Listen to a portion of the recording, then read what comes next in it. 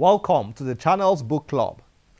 This book, titled Soldiers of Fortune, is one of the most fascinating, detailed, and intriguing books you will ever read on the military and politics in Nigeria between 1983 and 1993.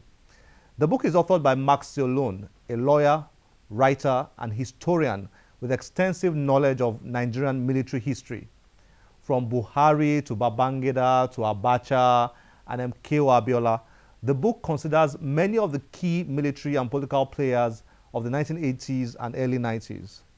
In today's episode, Uzoma Akuchi and Abayomi Fawehimi, two brilliant Nigerian professionals and book enthusiasts, together with Siollun, the author of Soldiers of Fortune, joined us for a Google Hangout chat to review the book.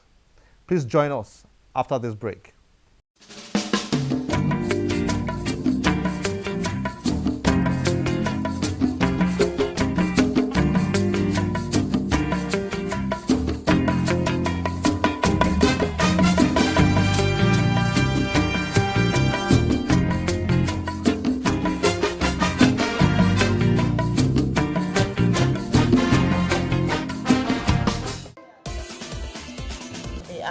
Book Festival is coming up in November, the 19th to the 24th. Authors, musicians, poets, filmmakers, actors and actresses, lots of authors coming from outside the country, but also a lot of local authors, a lot of homegrown talent. We want to bring in a German author called Dina Hooven. Not only to sort of get to showcase yourself as a publisher, but it's also an opportunity to, for your authors, to showcase themselves as well and their work. We've been invited by Lola to get the writers to dance, to shake. The book culture is emerging, and we should also have other things that help to define that whole ecosystem. Come and you will have a ball. You will have the time of your life.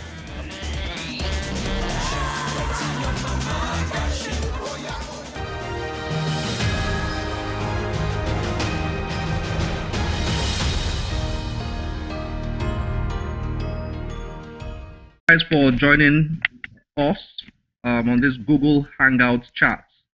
Max, it's great to really be chatting with you. You've written a great book. Congratulations.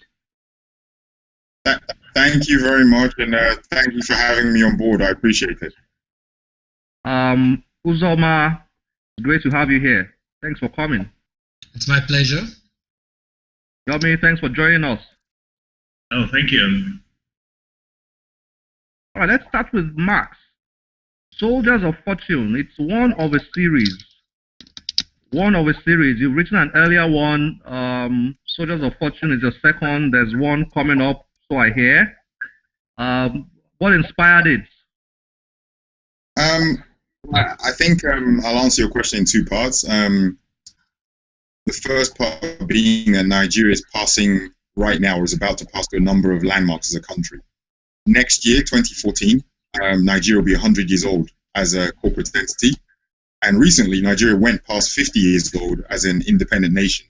So I think coming up to its 100th birthday is an appropriate time, is a symbolic time to reappraise the past, to see where Nigeria has been, where it's headed next. And then secondly, I think just writing a history book about Nigeria, the military has played such a pivotal role in the country that when one starts to analyze contemporary Nigeria, it really cannot be understood without reference to the past. And that's because between 1966 and 1999, when the military entered power and left power, that's 33 years, the military ruled for 29 of those 33 years. So for 33 years, the military was in power nearly 90% of the time. So I just think that if you're trying to understand where Nigeria is today, it's impossible to do that without really analyzing its past, being governed by the military. Okay, I'm going to come back to you, Max, but Uzoma and Yomi have read this book, so I'm going to ask them to start off with an assessment of the book, what they think about the book. Let me start with Uzoma. Uzoma, what went through your mind as you read the book? What do you think about Soldiers of Fortune? The first time I picked up the book, I just couldn't drop it. And I seldom do that with a whole lot of literature. That's because it's well researched, well referenced.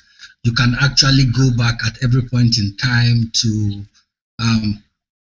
pick out who said what the forum was.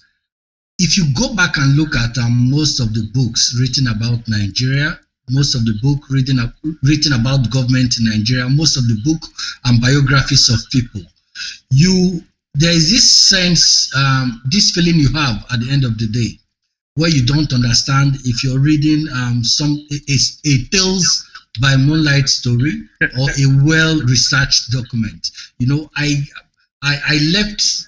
read this book. I've read it twice, and at every point in time, I have this feeling that yes, someone has done a great job, and I equally recommend it to people. Okay, Yomi, what do you think? What's your assessment of Soldiers of Fortune? Okay, just to go to the well researched references to several other sources you can cross-check the facts, and also because we were also in Nigeria at that time, so some of those things you really know that okay, this really happened. Maybe you didn't have that level of detail, so that was very helpful. I think one other thing that makes the book stand out is the fact that Max was not, so he didn't have to defend anybody. He wasn't a participant. When you hear books that try to chronicle historical facts in Nigeria, usually the author is a participant, either as a soldier, as an executive, as a minister, or leader. So sometimes it gets confused between telling the story or trying to tell the story from the point of view in a bid to advance their aim. But for Max, to the best of my knowledge, is not a soldier, so he has nothing to do as regards telling the truth. Secondly, also the fact is that he represents all sides. There was an element of balance. The positive side of the story is very different from everybody who tries to report how occurrences in Nigeria. So it brought a level of credibility. Max, now, what kind of reactions have you received so far? There were so many individuals who were key players between 1983 and 1993 in Nigeria's politics and Nigeria's military that you mentioned, that you analyzed.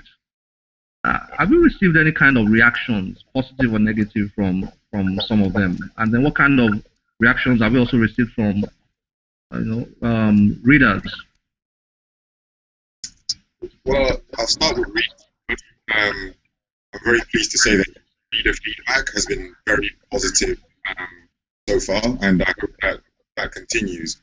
In terms of the people actually mentioned in the book, I know that one or two of them have read the book, and I'm pleasantly surprised again that their feedback has been positive too. They've not really interpreted the book as a character assassination.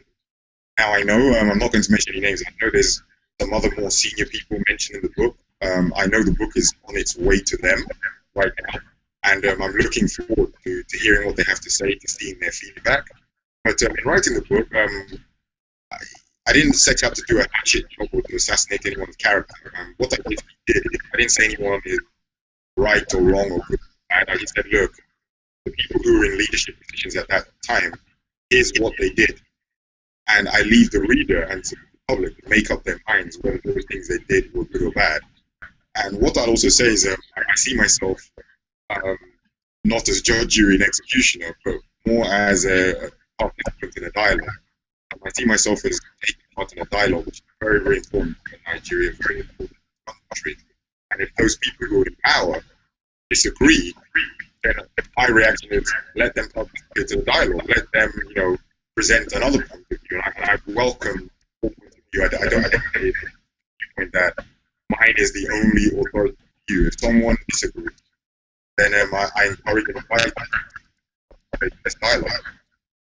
I'll invite Uzoma and Yomi to ask you one question each. I'm sure they have lots of questions in their minds, but I invite them to ask you one question each, and we'll take it from there. My question will be this. In your view, What do you think between 83 and 93 was the best thing the military did to the Nigerian community and was the worst thing the military did within this period? What I'll say about there was 3 distinct periods of military rule in Nigeria.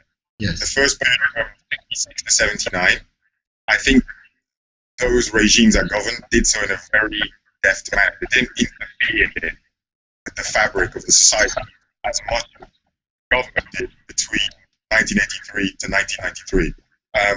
The Vanguard government undertook a lot of social and political engineering. It changed the constitution, increased the number of states by a large factor, changed the political psyche of Nigerians. Tried to its credit, it tried to engineer a long-lasting democracy in Nigeria. I think it correctly understood that military rule is an aberration. It's not meant to be the norm. The military are meant to be there temporarily, and it tried, that regime, I think, generally tried to get the military out of power. Unfortunately, the interests of the people at the top of that regime and some of the people in the middle of that regime didn't coincide. So what you had was a leadership trying to lead the military out of power, but a middle cadre which was very, very reluctant to leave power. Now, in terms of its democratization project, there may be a lot to be desired in the manner in which it tried to engender democracy. It didn't try to do it in an organic fashion. Rather than trying to allow political formations to rise, it just tried to impose political parties from above and said, there's 2 parties, the National Republican Convention, the NRC, and the Social Democratic Party, the SDP, join one or the other. No other political ideologies, social ideologies are allowed to arise, and I just wonder what the definition of democracy to be. Democracy connotes some plurality of opinion, connotes freedom of association and people freely forming political parties themselves. And I just wonder whether imposing political parties and ideology on people was the right thing to do, especially now in retrospect that we know that its attempt to foster democracy ultimately failed in the middle of 1993. Okay. Yomi? How would you assess commercial acceptability of this? In a bid to promote or to encourage other people to do this and know that there's a market for historical books from a historical perspective and not just fiction. In recent past in Nigeria, we have created a lot of fiction writers, quite a lot of them. People that write non-fiction, people that write historical books. I just want you to talk about it based on your experience and perhaps similar experience you have had where the market acceptance of this kind of books and the fact that they need for it and what should drive the next person to write his own story, even though it's not fiction. What I'll say is Nigeria has a lot of very, very talented writers, a lot of very, very talented people in literature. The existing literature out there kind of falls into 2 categories. There's the fiction writers, your Chimamanda, Nnedi Okorafor, or Ben Okri, people like that. And there's people that write about the genre that I write about, which is history and politics. Now, those people that write about history and politics tend to write either A, for an academic audience, so university students, university lecturers, they tend to be professors, or B, it tends to be biographies written by direct participants in these events. Now, in my view, sometimes the accounts written by direct participants tend to be tainted or influenced by their sometimes unpleasant or bitter personal experiences, so often you're not reading an objective account. I've tried to enter in a 3rd genre which doesn't exist, where I'm writing about facts, I'm writing about flesh and blood, real human beings, real events that happened, but I don't want to do it in a dry, mechanical way, because for young people, there tends to be this kind of view that history is not sexy, it's not exciting. But writing about politics is not very exciting. What I try to do is write about real events, but write them in a dramatic manner. I don't have a throat-clearing medium. I get to the point. I tell you the facts, but in very, very real, very, very devastating detail. Thank you guys for, I mean, it's been a wonderful chat. Thoroughly enjoyed it. Thank you for joining us. And I hope we can get together again and talk more about some of the books and Max's next book, which we're eagerly looking forward to. Thank you very much, guys. Thanks a lot. Thanks. Okay, cheers.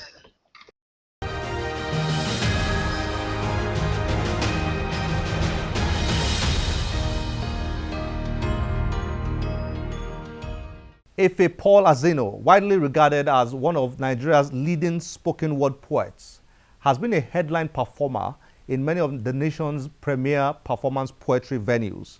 His poems have been featured on several literary journals across the world.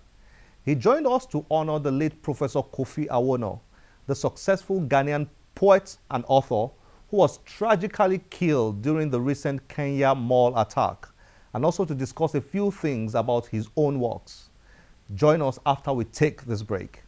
What's up, what's up? My name is Nato C. They call me Super C, the only MC with an MSC. Knowledge is power. Books are powerful. I think it's very important to make sure, you keep on adding to your knowledge, and what you know, your wealth of knowledge, you can get a lot from reading good books, great books, depending on what you enjoy, But that's what I do. And that's what I think you guys should do when you have the time. It's your homeboy Nato Super C, and you're hanging out with me on Channel's Book Club. Yes, boss.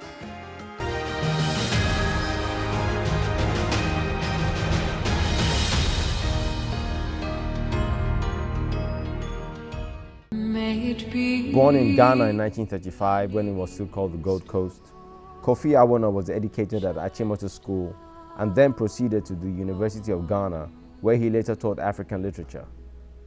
While at the University of Ghana, he wrote his first poetry book, Rediscovery, published in 1964, writing under the name George Awoonor Williams. His works combine the poetic traditions of his native Ewe people with a touch of contemporary and religious symbols to depict Africa during the colonial era. Awoonor was Ghana's ambassador to Brazil from 1984 to 1988, before serving as his country's ambassador to Cuba. From 1990 to 1994, Awoonor was Ghana's permanent representative to the United Nations, where he headed the Committee Against Apartheid. He was also a former chairman of the Council of State. Professor Kofi Awoonor was among those who were killed in the September 2013 attack at Westgate Shopping Mall in Nairobi, Kenya. It's good to have you here, Efe. Thank you very much, Kunle. It's a pleasure to be here. Okay, Professor Kofi Awoonor just passed away tragically. Tragically. What's your impression of him and his works? Well, I got the news on Facebook about less than 24 hours after it happened, and my first reaction was, wow, oh wow, and because not just because of the passing on of a very great and respected poet, but because it was happening, in the midst of an important festival, the Story Mojahe Festival also, so we've lost a great ancestor, as it were. I met Professor Kofi through his works as a teenager. I had this collection of West African verse, I used to carry around. I read it to shreds, and he used to be known by George Awoonor Williams, and you had poems like, Songs of Sorrows, A Call, The Weaver Bed, and all of them. So he's a great man, he's a great poet, and we definitely will miss him. Well, how would you place him in contemporary African poetry history, so to speak? What's his position? What's his place when we begin to talk about poetry in Africa?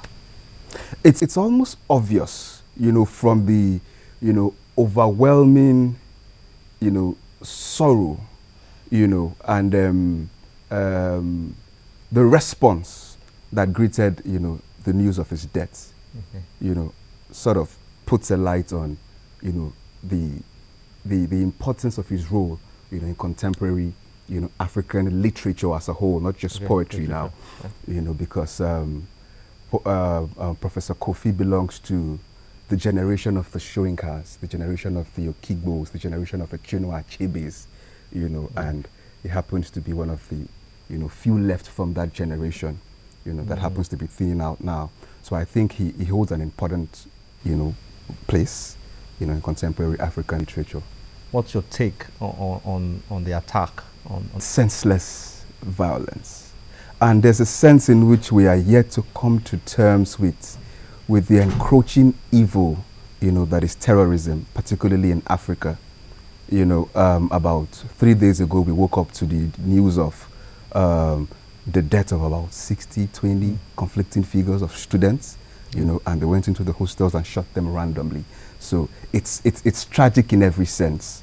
And I think it calls for an urgent response, which I don't think we are getting enough of that yet. Not just from the end of government, but from the end of, civil society and people. We need to stand up as a people, as Africans, and reject this evil in its entirety. People like you, the talented young poets now, it's up to you to start flying that flag, and all that. Tell us a bit about your works currently. What are you doing now? I'm putting finishing touches to my collection of poetry called When the Revolution Spoke. It's a book and an audio CD. Initially it was just going to be an audio CD, but there's been a lot of pressure, particularly from the literary circle, to accompany with a book. So it's going to be a book, and an audio CD should be out early next year, first quarter of next year, all things being equal. I'm going to ask you to read 2 poems, one for, both in honor of Professor Awoonor, maybe one of his own poems and then one of yours. I'm going to read a call from Professor Kofi Awoonor. She did not call me by name, not by the name my mother gave me. She called me by another name, a word. I have not heard it before, yet I knew it was me. Will you come under the cashew tree beside the cemetery? I know no cashew tree beside the cemetery. No, I don't. Yet I will go. Perhaps a revelation awaits me. Have they discovered the colored cowrie? Or the specific herbs that will conjure? They perhaps have found the lost wanderer. I went after her. She stood still beneath the cashew and spoke not a word. Let's hear yours. Okay. That night we crossed the precipice, headlong into bedlam and destruction. That fleeing pack of confusion pouring through the borders, our images captured by feverish reporters, fodder for the global news media. Yes, remember the chaos? That was us. Hours after the Northerners rejected the elected candidates from the South, rogue imams spitting blood in their ears, igniting their hearts after they killed the first Christian, after they touched the first house. Anuka, his wife, and 3 daughters aged 2, 6, and 8 perished in the flames of hate that night. Their story and images of the carnage in the north took flight on the wings of beats and bites to greet anxious eyes and ears across the south, who consumed the news on their mobile phones, computer screens, television, newspapers, word of mouth. And so fresh fires were lighted in the east and old drums began to play, accompanied by new songs and strange dances. A festival of violence was underway. Aminu, Jibril, Ahmed, severed limbs, a detached head, and entrails forcibly ejected from the stomach that once housed them. Who can douse a raging inferno by spitting words? Paper barricades can't push back angry floods. Who could stop over 250 bickering tribes from dissolving their fragile union into a grisly mess of tears and blood? And so the South-South declared themselves the Niger Delta Republic and claimed as leader the stone the builders had rejected. While in that old cosmopolitan space in the Southwest, simmering discontent erupted. The Yorubas attacked the Igbos attacked the Fulanis. Natives of the old Bendel fled the city. Pity, because it didn't take long before that vexatious divide was breached and the poor fell upon the rich. Shegun, Nkechi, Dixon, guilty as charged. The only evidence the mob needed was driving in an air-conditioned car. From Lekki to Okokomaiko, territories were marked by thugs, From Bodilon to Marina, nary a word was heard. Peace, keep calm, the situation is under control, they yelled from the capital. The police joined the looting. The army splintered into groups of tribal militias. Angry young revolutionaries stormed the Senate building. We feigned sanity until madness could stomach our hypocrisy no more. It unleashed itself and we dispersed, scattered over 1,000 borders where we now lay, broken like our dreams. Poets, doctors, lawyers, teachers, critics of a government we now long for. Abandoned by fate, we embrace doubt as the only prism through which we now view a world given to fits of hysteria.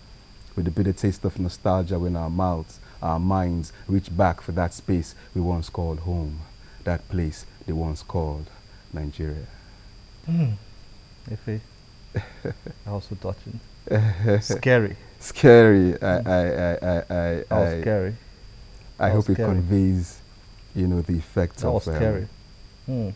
What could happen if we don't pull back deliberately and consciously. That was scary.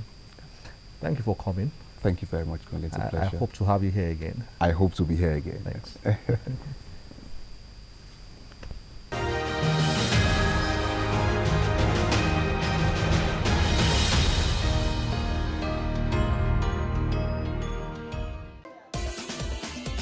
The Ake Book Festival is coming up in November, the 19th to the 24th. Authors, musicians, poets, filmmakers, actors and actresses, lots of authors coming from outside the country, but also a lot of local authors, a lot of homegrown talent. We want to bring in a German author called Dina Hoeven. Not only to sort of get to showcase yourself as a publisher, but it's also an opportunity to, you know, for your authors, you know, to showcase themselves as well and their work. We've been invited by Lola to get the writers to dance, to shake. The book culture is emerging, and we should also have other things that, you know, help to define that whole ecosystem. Come and you will have a ball. You will have the time of your life.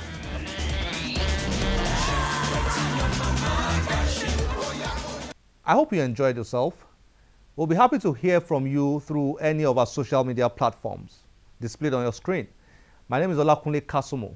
Remember, one great book can change your life. Bye-bye.